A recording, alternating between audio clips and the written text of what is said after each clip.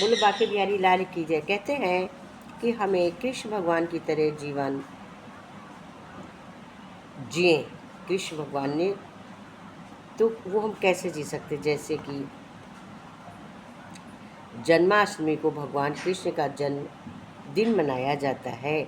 जन्माष्टमी अंतरचंद्र की बहुत महत्वता है, क्योंकि ये दृश्य एवं दृष्टा अर्थात दिखने वाले भौतिक जगत एवं अदृश्य आध्यात्मिक जगत के वास्तविक पहलुओं के बीच उत्तम प्रकार के संतुलन को दर्शाता है।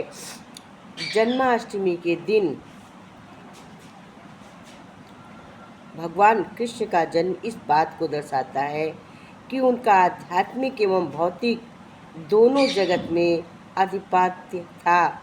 भगवान कृष्ण द्वारा दी गई शिक्षा आज के समय के अनुसार प्रासंगिक है। गोकुलाष्टमी का उत्सव मनाने का अर्थ है कि आप बिल्कुल विपरीत लेकिन फिर भी एक दूसरे के पूरक गुणों को ग्रहण कर तथा उन्हें अपने जीवन में लागू करें। कृष्ण का अर्थ है सबसे अधिक आकर्षक। जो आपकी आत्मा है, आपका अस्तित्व है। राधे श्याम अनंत को दर्शाता है। राधे व्यक्तिगत जीवन है और श्याम जीवन का अनंत स्वरूप है। कृष्ण प्रत्येक जीव की आत्मा है और जब हमारा सच्चा वास्तविक स्वरूप चमकता है तब हमारे व्यक्तित्व में निखार आता है, हमें कुशलताएं प्राप्त होती हैं और जीवन में समृद्धि आती है। ऐसा कहा जाता है, माना जाता है कि कृष्ण मक्खन चुराते थे। वो कहावत किस बात को दर्शाती है? मक्खन एक प्रक्रिया में प्राप्त होने वाला अंतिम उत्पाद होता है। सबसे पहले दूध से दही बनाया जाता है और फिर दही के बाद मध के मक्खन बनता है। दूध या दही की तरह जीवन को भी मंथना की एक प्रक्रिया है जो बहुत सारी घटनाओं से लेकर गुजरता है। अंततः मक्खन ऊपर आ जाता है जो आपके भीतर की पवित्रता है। इस प्रक्रिया का सार यही है कि आपके जीवन में संतुलन, आनंद, प्रसन्नता बनी रहे और मन केंद्रित रहे। जब जीवन में सब कुछ ठीक प्रकार से चल रहा है तो आपके चेहरे पर एक बड़ी सी मुस्कान होती है, लेकिन यदि आप विपरीत परिस्थिति में मुस्कुरा सकते हैं तब अपने जीवन में कुछ प्राप्त किया है। जब भी आपका मन अशांत हो तब ये सोचते हैं कि बजाय कि ऐसा नहीं होना चाहिए, या आप समर्पण कर दीजिए। भगवत गीता में भगवान कहते हैं कि ऐसा क्यों है कि बहुत सारे लोग मुझे नहीं जान पाते। कारण है कि ये लगातार अपने राग और द्वेषों में उलझे रहते हैं। वो व्यक्ति जिसमें किसी के प्रति बहुत अधिक अनुराग या अधिक घृणा है, मोह में फंसा रहता है। वो धन या किसी रिश्ते आदि समस्याओं में उलझा रहता है।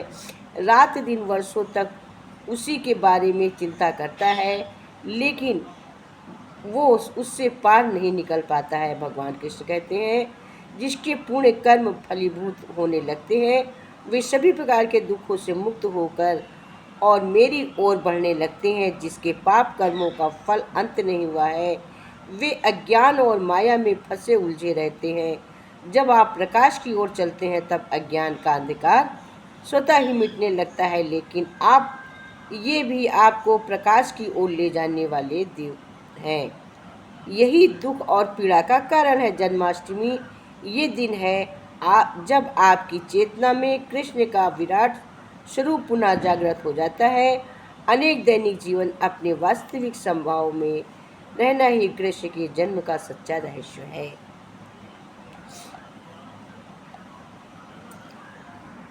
कहते हैं कि जब पाप खत्म हो जाते हैं तब हम कृष्ण की ओर बढ़ते हैं। कृष्ण का मतलब होता है सुंदर, अति सुंदर, विराट सुंदर है।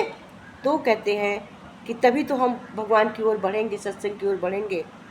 कहते हैं एक कथा है कि मंदिर के पुजारी हर पूजा के बाद बाके बिहारी जी के बिस्तर के नीचे 4 लड्डू रख दिया करते थे ताकि रात को भूख लगे तो बिहारी जी को भूखा न रहना पड़े।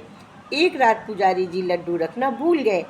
देर रात जब बिहारी जी को भूख लगी तो उसी दुकान में पहुंच गए जहां से पुजारी जी लड्डू लाया करते थे।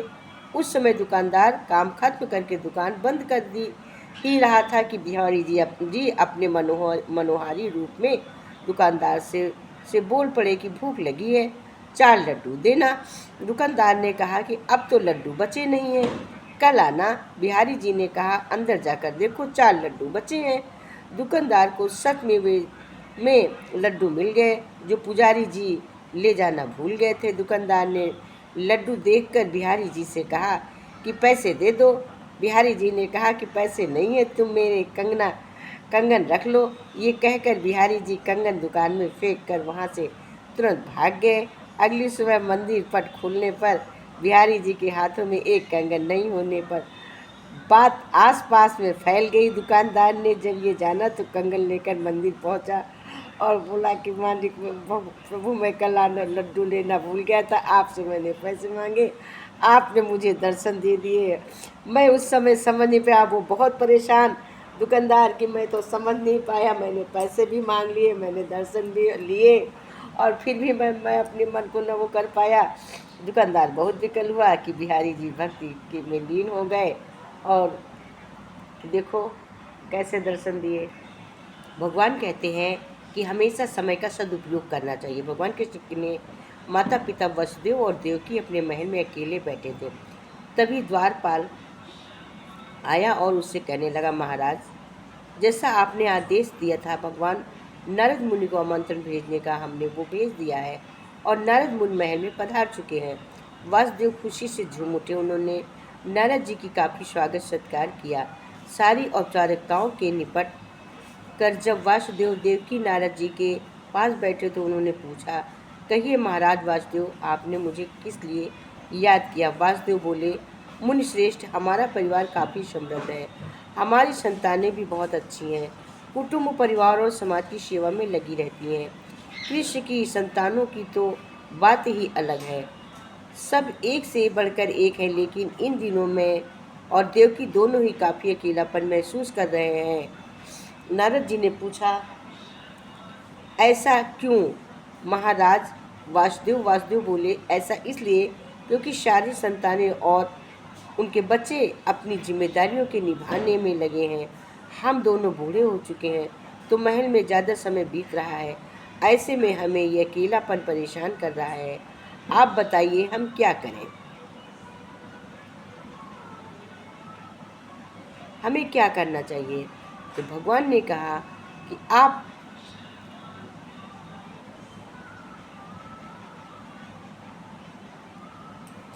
अपने समय का सदुपयोग करिए और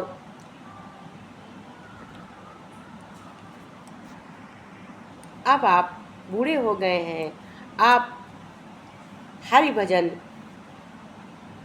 आप प्रभु शरण में रहकर लीन होइए और आप प्रभु का ध्यान करिए बैठ कर। कहते सदुपयोग समय का वो भी है जब हम अपने टाइम निकाल कर या घर में बचे टाइम में भगवान का स्मरण करते हैं, वो भी समय का सदुपयोग कहलाता है।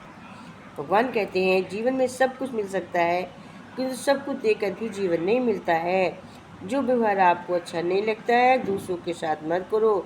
धन तो संसार के बहुत से लोग छोड़ जाते हैं, किंतु अच्छा नाम बिल्ले ही छोड़ जाते हैं। रुपए पैसे ही नहीं, कुछ पुण्य भी कमाओ ताकि मृत्यु के बाद भी लोग के दिल में जिंदा रह सको।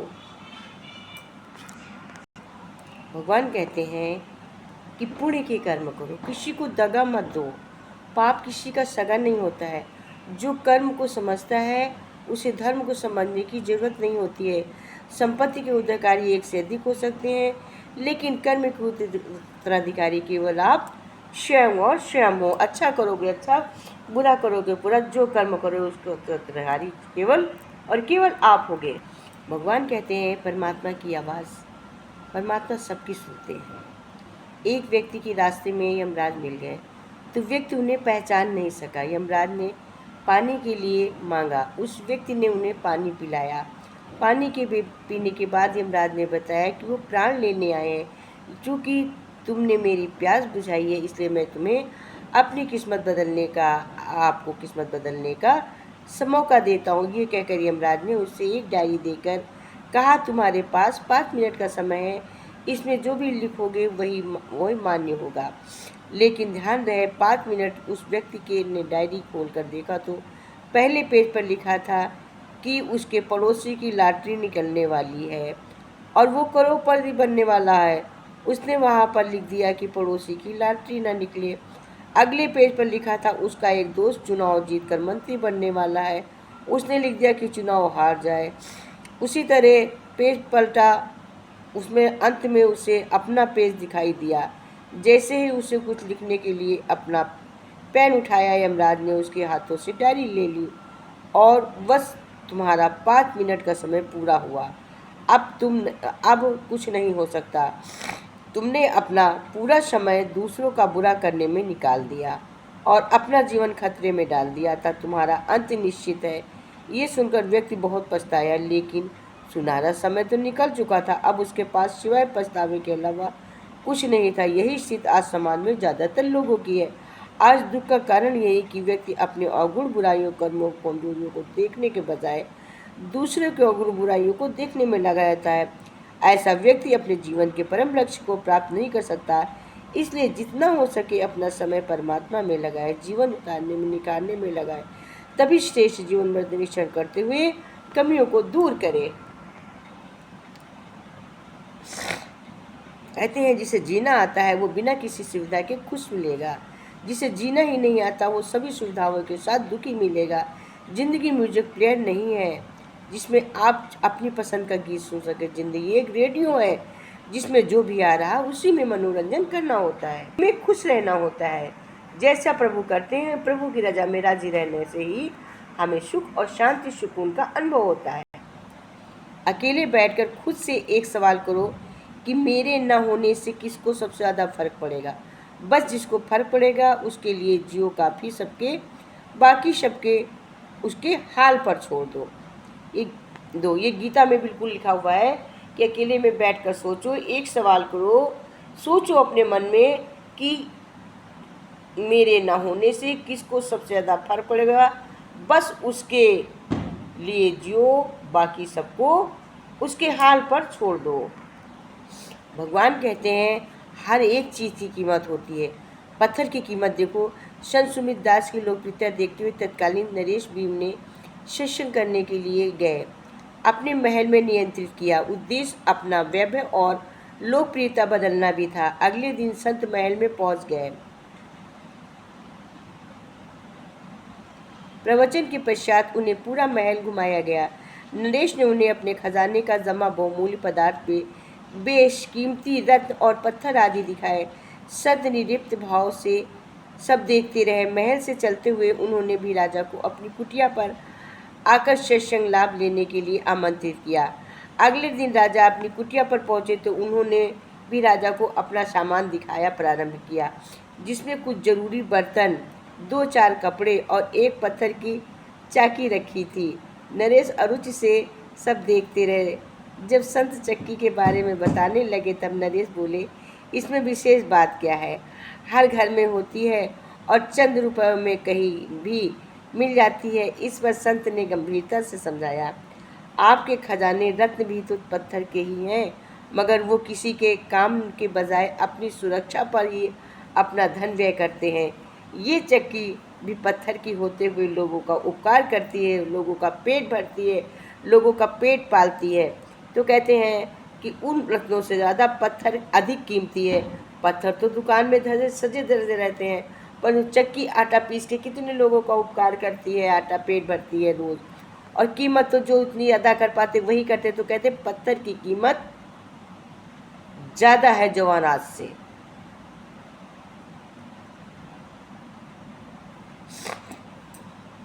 उसी तरह से कहते हैं जो लोग रोज़ निरंतर थोड़ा भी समय निकालकर सत्संग में लगाते हैं उनका जीवन सार्थक बनता है। भगवान कहते हैं जिंदगी के बहुत सूद होते हैं। अच्छा स्वास्थ्य जियो। अगर आप पूरी तरह स्वस्थ नहीं हो तो आप कभी खुश नहीं रह सकते। बीमारी छोटी हो या बड़ी, ये आपकी खुशियाँ छीन लेती है। इसलिए हमेशा खुश रहो, ठीक ठाक अपने पास कुछ रखो, बैलेंस रखो कि आपको अच्छी ज़िंदगी जीने के लिए बहुत अमीर होना भी ज़रूरी नहीं है, पर इतना पैसा बैंक में हो कि आप जब चाहे बाहर खाना खाएं, जिसमें देख पाएँ, समुद्र और पहाड़ घूमने जा सकें तो खुश रह सकते हैं। उधारी में जीना भी आदमी को खुद की निगाहों में गिरा देता है। अपना मकान, मकान चाहे छोटा हो या बड़ा हो, आपका अपना ही हो। अगर आपके पास एक छोटा सा सुंदर सा बगीचा हो तो आपकी ज़िंदगी बेहद खुशहाल होती है। समझदार जीवन साथी, जिसकी ज़िंदगी में समझदार जीवन साथी होते हैं, जो एक दूसरे को ठीक से समझते हैं, उसकी ज़िंदगी बेहद खुशहाल होती है। वरना ज़िंदगी में सब कुछ धरा भरा रह जाता है, सारी खुशियाँ का काफूर हो जाती हैं। हर वक्त नफ़रत करने से बेहतर है अलग अलग रास्ता चुन लें। दूसरों की इसी उपलब्धियों से न मायूस हों। कोई अपने आगे निकल जाए, किसी के पास आपसे ज़्यादा पैसा हो जाए तो उससे जले नहीं। दूसरों से खुद की तुलना करने से अधिक खुशियाँ खत्म हो जाती हैं। गपशप से बचना, लोगों को गपशप के जरिए अपने ऊपर हावी मत होने दीजिए। जब तक आप उनसे छुटकारा पाएंगे, आप बहुत थके हो चुके होंगे। दूसरों की चुगली निंदा से आपके दिमाग में कहीं ना कहीं जहर भर जाएगा। अच्छी आदतें सीख, कोई ना कोई ऐसी हॉबी विकसित करें जिसे करने में आपको मज़ा आता हो। मसलन गार्डनिंग, पढ़ना लिखना फालतू बातों से बर्बाद कर हो जाता है। इसके साथ अच्छी बातें, अच्छी अच्छी किताबें, अच्छी संगत, अच्छे सत्संग, अच्छे लोगों से मिलना जुलने रहने से आपकी आदतें भी अच्छी रहती हैं, आपका टाइम भी सेटल रहता है, आपका दिमाग भी सेटल रहता है। प्रभु कहते हैं कि आपका विचार ही आपका संसार है। जैसे कहते हैं कि एक लोग 4 दिन से बीमार थी, ना उसे भूख रही ना प्यास, नींद ना भी रही, अच्छी भली थी, सेहत भी ठीक थी, 4 दिन में ही सूख गई, रंग भी काला पड़ गया। कितने वैद्य आए पर उसकी बीमारी का कारण नहीं ढूंढ पाए। माता पिता भी चिंता में मरे जा रहे थे। बात यह थी कि अगले ही महीने बिमला का विवाह होने वाला था। नदी पार के गांव ही एक लड़के से विवाह तय हुआ था। भय ये था कि यदि ससुराल पक्ष में इसकी बीमारी की सूचना गई तो कहीं वे विवाह से इनकार न कर दे। आज सुबह गुरुजी आए, माता पिता चरणों में पड़ गए और रोने लगे। गुरुजी ने सांत्वना दी, कहा, चिंता मत करो, सब ठीक हो जाएगा। मुझे ये बताओ कि जिस दिन से बीमार हुई उस दिन क्या हुआ था। माता ने बताया, उस दिन शाम को ये अपनी सहेली सरला के साथ छत पर खेल रही थी। जब नीचे आई तो चेहरा उतरा था, बस तभी से बीमार है। गुरुजी ने सरला को बुलाकर पूछा, छत पर कुछ हुआ था क्या? सरला बोली, हाँ गुरुजी, जब हम खेल रहे थे तब सामने नदी के उस पार बहुत से ऊँटों का काफिला जा रहा था। उन सब पर बहुत सी रुई लदी थी। उसने पूछा कि ये इतनी रुई कहाँ जा रही? मैंने मजाक से कह दिया कि तेरी ससुराल। इसने पूछा कि वो इतनी रुई का क्या करेंगे? तो मैंने कह दिया कि तुझसे धाका कटवाएंगे, बस यही बात है। ओ, तो ये बात है, कहते हुए गुरुजी ने सरला के कान में कुछ कहा और चले गए। अगले दिन सरला बिमला के पास आकर बैठ गई। उधर गुरुजी के नदी पार बहुत से पत्तों के ढेर आ गए, पत्तों के लगा दिए। जब आकाश में धुआं की ही धुआं हो गया तब सरला बोली, बिमला देख, तेरे ससुर के रुई के गोदाम में आग लग गई है, सारी रुई जलकर राख हो गई है। बिमला ने खिड़की से बाहर झाँका और वह धुआं देखा तो उसने लंबी सांस ली और ठीक हो गई। एक विचार से रोग बन गया और दूसरे विचार से वो ठीक हो गई। तो कहते हैं उसको जब देखा कि अब मुझे ये काम नहीं करना पड़ेगा तो उसका दिमाग ठीक हो गया और वो बिल्कुल ठीक हो गई। ऐसे कहते हैं हम समस्याओं से कैसे लौटे। देखो कैसे समस्याओं से लौटी कि बीमारी थी और जब वही गुरुजी ने उन्हें पत्तों को जोड़कर पत्ते जला दिए और फिर बिमलन बोल दिया कि देखो तुम्हारे ससुराल की रूह में आग लग गई तो ये इधर ठीक हो गई। ऐसे ही कहते हैं हम समस्याओं से कैसे लड़ें। शादी के बाद बेटी घर लौटी, पिता से शिकायतें करने लगी, बोली वो जीवन के इस संघर्ष को सहन नहीं कर पाएगी। पिता शांत भाव से सुन रहे थे। पिता पेशे से रसोडर थे। बेटी की रसोई में ले गए आए और पानी से भरे 3 बर्तनों में तेज आंच पर रख दिया। जब बर्तन में पानी उबलने लगा तो उन्होंने एक बर्तन में आलू, दूसरे बर्तन में अंडे और तीसरे बर्तन में कॉफ़ी बीज डाल दी। बिना कोई शब्द कहे वे चुपचाप बेटी को सुन रहे थे। बेटी नाराज थी, समझ नहीं पा रही थी कि पिता आखिर क्या कर रहे हैं। वो अपनी शिकायतें सुना रही थी और चुप है। 20 मिनट बाद पिता ने सारे बर्तन ऑफ कर दिए। आलू, अंडे और कॉफ़ी को बाहर निकालकर एक कप में रख दिया। नाराज बेटी की ओर मुड़कर पूछा, तुम्हें क्या दिखाई दे रहा है? बेटी टुनुक कर बोली, आलू, अंडे और कॉफ़ी। और क्या? पिता ने समझाया, देखो आलू जो पहले इतना सख्त दिख रहा था, उबलते पानी में वो कितना कमज़ोर हो गया है। अंडा जब तक संभव था बाहरी आवरण से भीतरी भाग की रक्षा करता रहा, जब तक वो अंदर से भी सख्त हो गया है। और कॉफ़ी को देखो, उसने तो उबलते पानी को ही बदल दिया है। पिता बोले, मान लो तुम्हारी समस्याएं उबलते पानी की हों ही बदल दिया। पिता बोले, मान लो तुम्हारी समस्याएं उबलता पानी है। अब तुम्हें तय करना है तुम्हारा व्यवहार कैसा होगा, आलू जैसा या कॉफ़ी जैसा। तो कहते हैं हमारी इससे हमको सीख क्या मिली?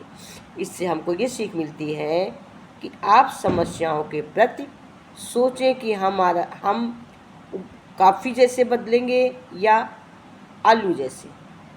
आलू जैसे सॉफ्ट होना है, कड़े से सॉफ्ट हो गया, और कॉफ़ी सफ़ेद से रंगीन हो गई। तो हमें कॉफ़ी और आलू से बदलना है कि कैसे। और अंडा कितना सॉफ्ट, अंडा उबल के कड़ा हो गया और आलू सॉफ्ट हो गया, कड़ा था। अंडा पतला था तो वो जम गया, आलू कड़ा था, पतला हो गया, कॉफ़ी ने कलर बदल दिया। अब चूज करना, इसकी हमको सीख मिलती है कि हमें समस्याओं में से आलू जैसे पिघल कर कॉफ़ी कर नम्र बनना चाहिए, ना कि अंडे जैसा हॉर्ड। पानी पानी मत कर प्राणी, खेल रचाया पानी ने। पानी पानी मत कर प्राणी, खेल रचाया पानी ने। कुछ लोग तो प्यासे मर, कुछ डूब गए पानी में। पानी पानी मत कर प्राणी, खेल रचाया पानी ने। पानी पानी मत कर प्राणी, खेल रचाया पानी ने। श्री कृष्ण ने खेल रचाया, गेंद फेंक दिया पानी में। कृष्ण ने खेल रचाया, गेंद फेंक दिया पानी में। गेंद लेने जब गए कन्हैया, गेंद लेने जब गए कन्हैया, नाग नाथ दिया पानी में। गेंद लेने जब गए कन्हैया, नाग दिया पानी में। पानी पानी मत कर प्राणी, पानी पानी मत कर प्राणी, खेल रचाया पानी ने। कुछ लोग तो प्यासे, कुछ डूब गए पानी में। जहर का प्याला राणा जी ने भेजा, जहर का प्याला राणा जी ने भेजा, जहर मिला पानी में। जहर का प्याला राणा जी ने भेजा, जहर मिलाया पानी में।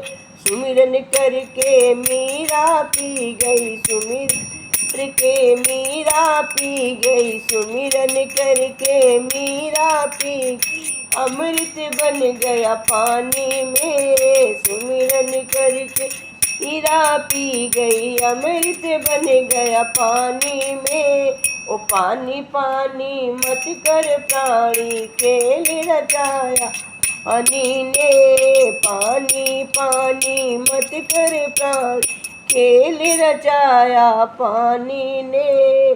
ले माँ बाप को श्रवण चल दिया, कि माँ बाप को श्रवण चला जब लगी उन्हें पानी की। लेके माँ बाप श्रवण चल दी, प्यास लगी उन्हें पानी की।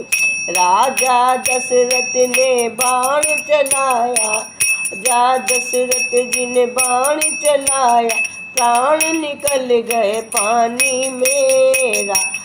दशरथ जी ने बाण चलाया, प्राण निकल गए पानी में।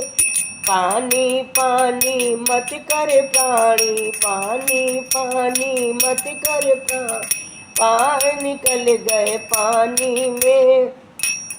कुछ लोग तो प्यासे मर गए, कुछ गए पानी में। 5 पांडवों ने महल बनाया, 5 पांडवों ने महल बनाया, महल बनाया पानी में। 5 पांडवों ने महल बनाया, महल बनाया पानी में। दुर्योधन जब देखने आया, दुर्योधन जब देखने आया, पैर फिसल गया पानी में। दुर्योधन जब देखने आया, पैर फिसल गया पानी में। पानी पानी मत कर प्राणी, पानी पानी मत कर प्राणी, खेल रचाया पानी ने। कुछ लोग तो प्यासे मर गए, कुछ लोग तो प्यासे मर गए, कुछ डूब गए पानी में। पानी मत कर प्राणी, पानी पानी मत कर प्राणी, खेल रचाया पानी ने। कुछ लोग तो प्यासे मर गए, कुछ डूब गए पानी में। ओ पानी पानी मत कर प्राणी, खेल रचाया पानी ने। पानी मत कर प्राणी, खेल रचाया पानी ने। पानी पानी मत कर प्राणी, खेल रचाया पानी ने। बोलो बाके बिहारी लाल की जय, की जय, कृष्ण मुरारी की जय।